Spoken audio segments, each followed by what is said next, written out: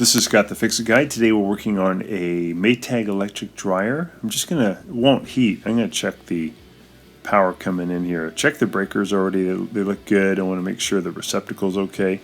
So I have 124 volts on this leg and 124 on that leg, and together I've got 240 something, so definitely the right amount of power. So I'm going to unplug it and check a couple things. I'll use my paint scraper to push in on a couple of clips. They're about 5-6 inches in from each side to loosen the top.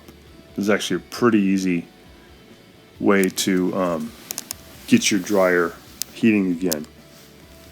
And the top hinges, so you can just hinge it back vertically. Try to get it where you have enough room so it can go all the way up against the wall and it won't just fall on you all of a sudden. You might want to even put something to hold it up.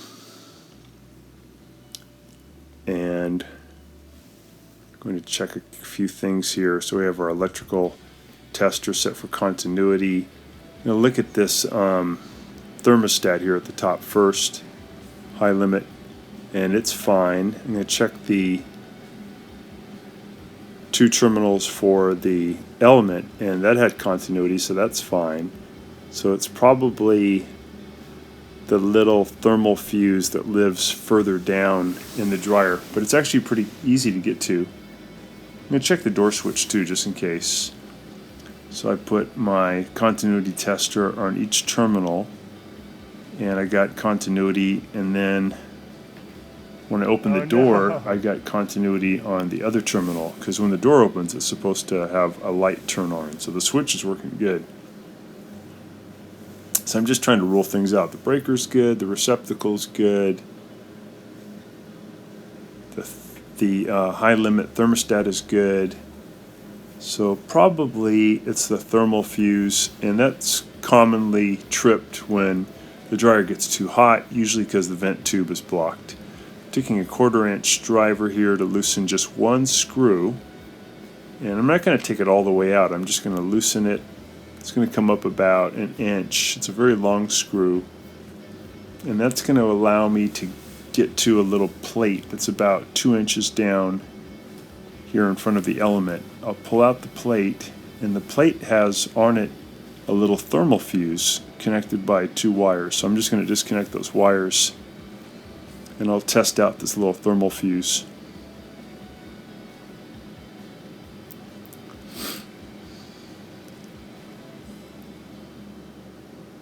So it doesn't have continuity. That tells us that it's blown, and that tells us that the dryer got too hot. And it's almost always due to an obstructed dryer vent. So at this point, it's good to take your model number and just go out and get yourself a new thermal fuse. You can also knock it down hard against a hard object, and that'll usually reset it. Not recommended though. I think it's far better to get a new one. But now we have continuity, so yeah, now it has continuity after knocking it down hard against the concrete.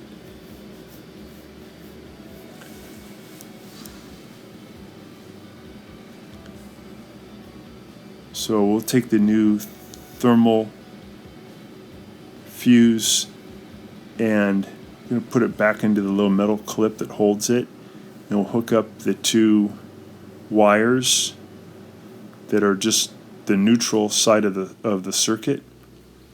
So when this trips, it cuts off all power to the light, to the motor, to the heater, everything. We're going to put that back against the element.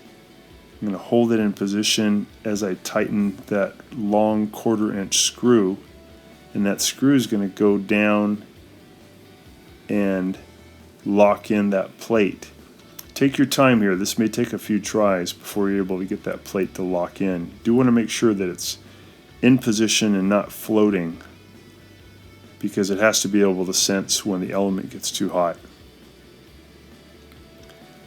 So that's the repair, but then we have to figure out why the thermal fuse tripped, because if you fix it and you haven't cured the inherent problem, it'll trip again. So most likely it's this dryer vent tube, probably where it makes a right angle turn. It has a bunch of lint that's accumulated over the years. In this instance, this is on a townhome, so the vent tube goes straight up to the roof. It's a little bit unusual, but they tend to jam up much more often than the one that goes out on the horizontal plane outside the wall of your home. So I'm going to use this tool by linteater.com. Costs about $25. Hook it up to my drill, and I'm going to just go in 3-foot sections at a time. I ended up going in about 12 feet altogether, and ended up getting a lot of lint had come out, and that was what was clogging the vent tube, and the heat basically could not leave the machine. Got hotter and hotter, and then for safety's sake it tripped the high limit thermal fuse. So I'm just loosening up all that accumulated lint. I got a feeling that probably all the lint was hanging out at the right angle turn when the vent tube goes from the horizontal plane to the vertical plane. That's usually where the clog is. But if you have that type of arrangement in a condo or a townhome, it's wise to do this at least once a year, because otherwise you can get a dryer fire due to too much lint accumulating. So here comes some of the lint. We ended up getting about a basketball size volume of lint coming out. And I don't think this one had ever been cleaned.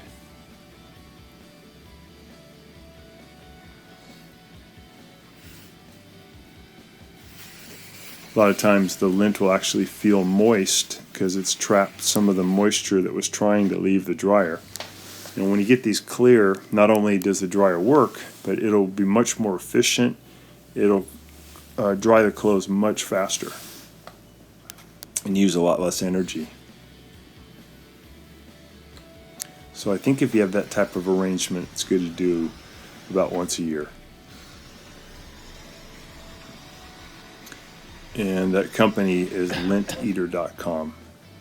So thanks so much for watching, and please subscribe to our channel when you get a chance.